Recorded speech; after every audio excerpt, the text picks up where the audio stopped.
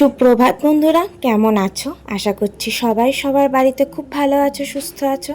আর আমরাও বেশ ভালো আছি। আমি রিয়া, আরও একটি নতুন ব্লগে সবাইকে অনেক অনেক স্বাগত। আজ শনিবার, আর এখন ঘড়িতে বাজে ওই 6:45 মতো।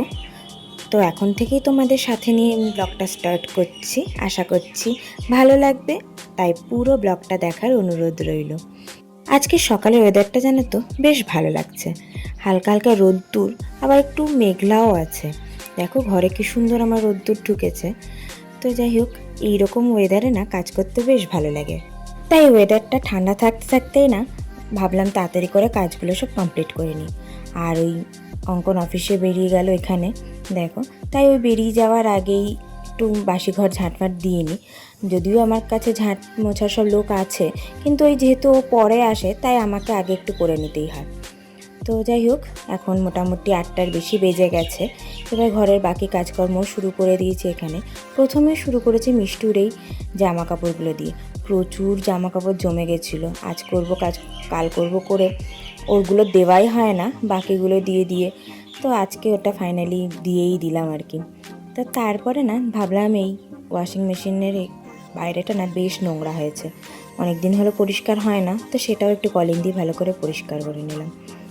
মাঝে মাঝে না টুকটুক করে এক একটা জায়গা একটু সিলেক্ট করে নিয়ে পরিষ্কার করলে না বাড়িঘর বেশ পরিষ্কার থাকে।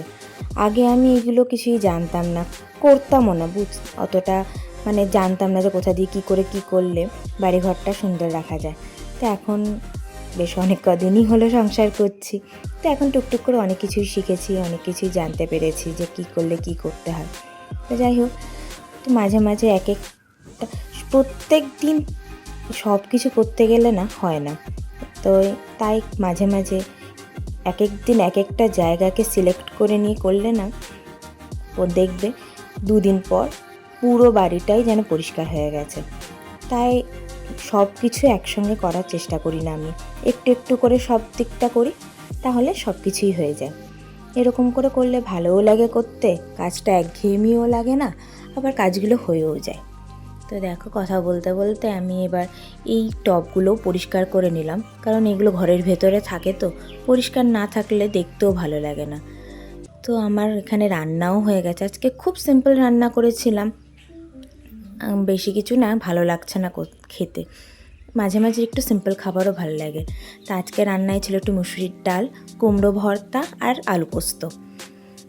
তারপরেই একটু চালটা ভিজিয়ে রেখে দিলাম, কারণ এখন ওই ঘড়ির কাঁটায় মোটামুটি 11টা মতো বাজছে। তাই এখন আর ভাতটা চাপাবো না, ভাতটা এখন করে নিলে না ঠান্ডা হয়ে যাবে। তাই ভাতটা একেবারে ওই 12টার দিকে চাপাবো, কারণ অঙ্কন 1টা নাগাদ আসে। তো ওই 12টার দিকে চাপালে 12:30টার মধ্যে হয়ে যাবে। তো ভাতটা গরম গরমই পাবে, তাই জন্য পরেই চাপাবো।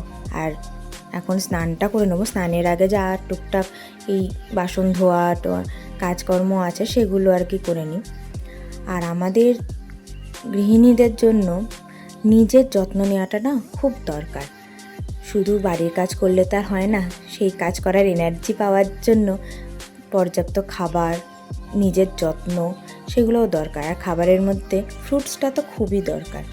ডেইলি একটা করে ফ্রুটস নেওয়াটা সবারই খুব দরকার। তো যাই হোক, এখানে দেখো আমার সব ঘরের যা কাজকর্ম ছিল সেগুলো করে স্নান করে চলে এসেছি। এবার পুজোটা করে নেব।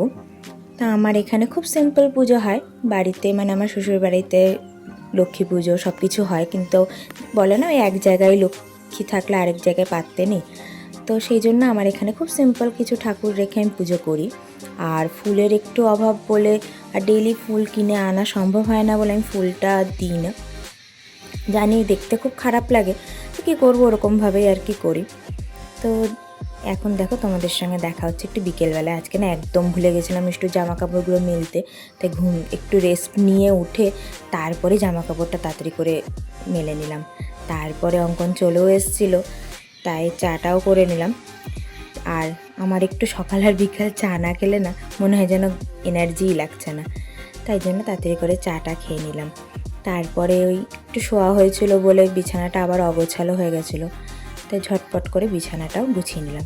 এরকম একটু একটু করে সব কিছু গুছিয়ে গুছিয়ে রাখলে না বাড়িঘরও দেখতে সুন্দর লাগে। সব থেকে বড় কথা না, নিজেকে খুব ভালো লাগে, নিজের মনটাও খুব ভালো লাগে বাড়িঘর যদি সুন্দর লাগে দেখতে। আর আমার হাজব্যান্ডও যেহেতু একটু গোছানো পছন্দ করে, তো তারও একটু ভালো লাগে। তো সেটাই সব কিছু না, সবার ভালো লাগলে আমাদেরও ভালো লাগে। তো যাই হোক, সন্ধ্যের দিকে এক বাড়িতে গেস্ট এসেছিলো, তো তাদের জন্যই এই আয়োজন, একটু স্ন্যাক্স আর ওই দুধ চা। আমরা যদিও দুধ চা খাই না, তো এখানকার লোকজনই দুধ চাটা পছন্দ করে, তাই একটু দুধ চাই করেছিলাম। আর আজকে অঙ্কন অফিস থেকে আসার সময় না এই মাছগুলো নিয়ে এসেছিলো, কিন্তু ওই একটার পর একটা কাজ করতে করতে না মাছ ধোয়ার একদমই টাইম পাইনি। মাছটা ধুতে শুরু করেছি একদম রাত্রে ডিনার টিনার শেষ করে তারপরে। তা আজকে একটু ট্যাংরা মাছ আর একটু চিংড়ি মাছ নিয়ে এসেছিলো। কালকে এগুলো করার একটু ইচ্ছা আছে, কারণ কালকে একটু কাজের চাপও থাকবে, তো তাড়াতাড়ি আজকেই এইসব যতটা এগিয়ে রাখা সম্ভব সেগুলো করে নিচ্ছি আর কি।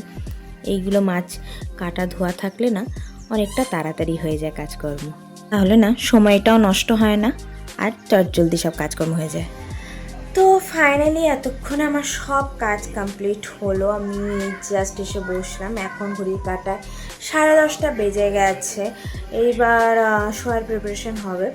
তো মোটামুটি সব কাজ হয়ে গেছিলো, খালি মাছটা ধোয়া বাকি ছিল, ডিনারটা সব কমপ্লিট হয়ে গেছে।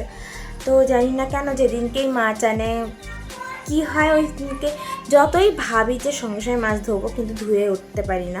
ঠিক কোনো না কোনো কাজ এসে যায় বা কিছু কাজ হয়ে যায় যে মাছ ধোয়াটা আর হয় না। তো এখন ওই জন্যই ধুলাম, কারণ মাঝখানে করলে না অনেক লেট হয়ে যেত। আর যেহেতু মাঝখানে গেস্ট এসেছিলো বাড়িতে, সেই জন্য আরও একটু লেট হয়ে গেল।